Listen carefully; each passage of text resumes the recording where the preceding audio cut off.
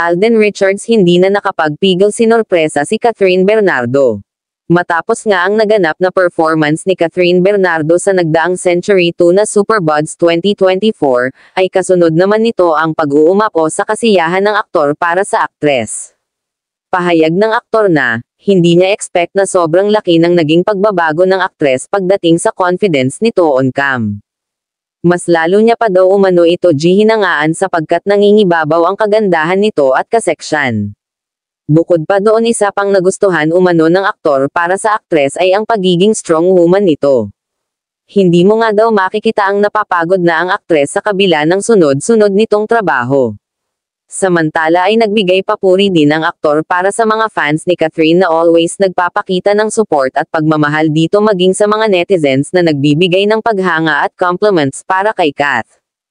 Oh, eto na tayo. Ayan na. Ito talaga ay kinakikiligan ng ating mga kababayan. Talagang wala pong pwedeng magsabi na itong tambalan ni Alden Richards at Catherine Bernardo ay talaga namang Nako, ang tamis-tamis. umalagwa talaga ang cut din. Iba ang cut din. Sobra po ang dating sa publiko. Nasapawan ang lahat-lahat. Merong sinabi si Alden sa isa niyang panayam na 5 taon kitang hinintay. Ay. 5 taon kitang hinintay. Nako, sargo na. Oo. Kanika niya, okay kita mo, 5 taon pala. 5 taon ka na palang naghihintay na mag-break ang Katniel. Ang Katniel. Tapos ngayon, sasabihin mo, 5 taon kitang hinintay. Noong pa pala, may plano ka na talagang umenter. Ay. Diba? Hindi po.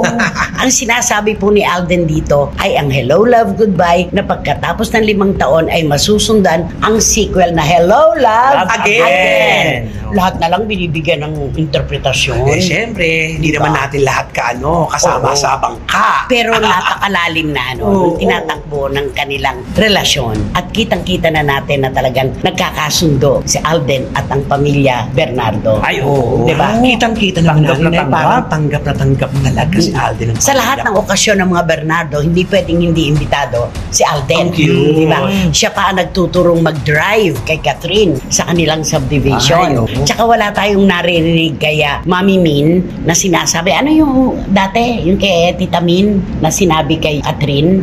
Yung sinabi ni Parang Mami hindi Min. niya alam. Hindi yung Nagulat pa siya. Yung sinabi ni Mami Min kay Catherine na pagsabihan mo ang boyfriend mo. Sabi ni Catherine, pagsabihan mo yung boyfriend mo, medyo mag-ano-ano siya ng kanyang pera. Ang kinikita. Oo, yung kinikita niya kasi alam mo naman ang pamilya niya nakaatang na sa kanya. Sa kanya umaasa. Turuan mo na mag-ipon at ingatan ang kinikita. Ang ngayon kay Alden, hindi po pwedeng sabihin ng kahit sino yan. Ay, hindi. Dahil si Alden Richards po, inuna po ang pagtataguyod ng mga negosyo. Ang mga kapatid niya ay kasama niya sa pagnenegosyo, pati ang daddy niya. Kaya hindi po natin po pwedeng sabihin na siya ang haligi na kinakapitan ng lahat ng miyembro ng pamilya. Diba? Oo, iwas problema. Iwas problema talaga yan pag ganyan mga sitwasyon. Totoo yan. So ano sa palagay mo? Si Tita Min hindi magsasalita kay Catherine ng hindi siya ganyan? magsasalita kasi nakikita niya naman si Alden Richard na talagang hindi man ibig sabihin na mayaman po, pasinop siya. Yes. At alam niya talaga kung saan gagastusin ang pera. Ang kanyang pinaghihirapan. Dapat ganun talaga. Kita mo si Catherine, di ba? Lahat ng pinuntahan ng kanyang pinaghirapan kasama ang pamilya. Napakagandang ehemplo, di ba?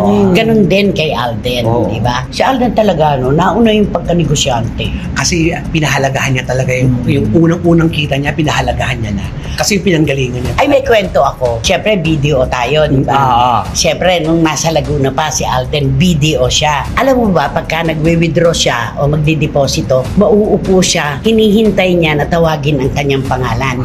Hindi siya nagpupunta doon para makipagsingitan porque Alden Richards siya. Magpapauna siya. Kaya puring-puri siya ng mga video staff. Dapat ganun. Bait talaga ito si Alden kaya deserve niya talaga. Kung ano yung tinatamasa niya ngayon, pinaghirapan. At kapag may panahon, di ba, kahit yung kaibigan mo na may furniture store, dinadalaw niya. Hindi siya nagsusunog ng tulay. Napakaganda. Di ba? Pag meron siyang sapat na panahon, pumupunta siya sa mga dating niyang kaibigan, kaklase, nangungumusta siya. Yan ang Tumutulong pa pa siya. Oo. Sinasabi niya nga doon, ay, Alvin, ba't nandito?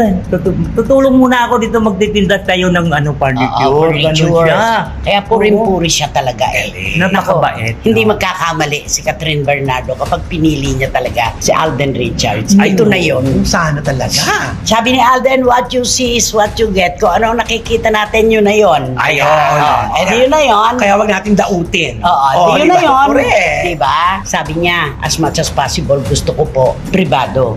Ang kung ano man Totoo. tungkol sa amin ni Catherine, di ba? Kaya yung 5 taon kitang hinintay, hindi po tungkol ito sa ligawan. Hindi po ito tungkol sa relasyon, kundi sa pelikulang Hello, Love, Goodbye na after 5 years, saka nagkaroon ng kulminasyon para sa sequel. Yun yung 5 taon. Kailangan hinantay. ipaliwanag natin yan eh. Marami po kasi sa mga Katniel fans na sobrang makapandaot. Sobrang nilang lait-laitin grabe. si Alden.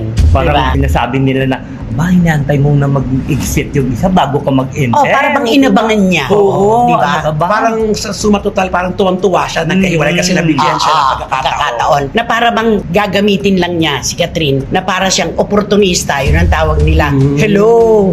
Hello naman! Di ba? Magka-level lang to. Hello. Di Ay, ba? Alden yun, no? Oo. naman. Hello, love! Again! Huwag naman. Huwag niyo namang maliitin ng taong nagsisikap. True. Di ba naman? At nagpapakatotoo. Ayan. Ano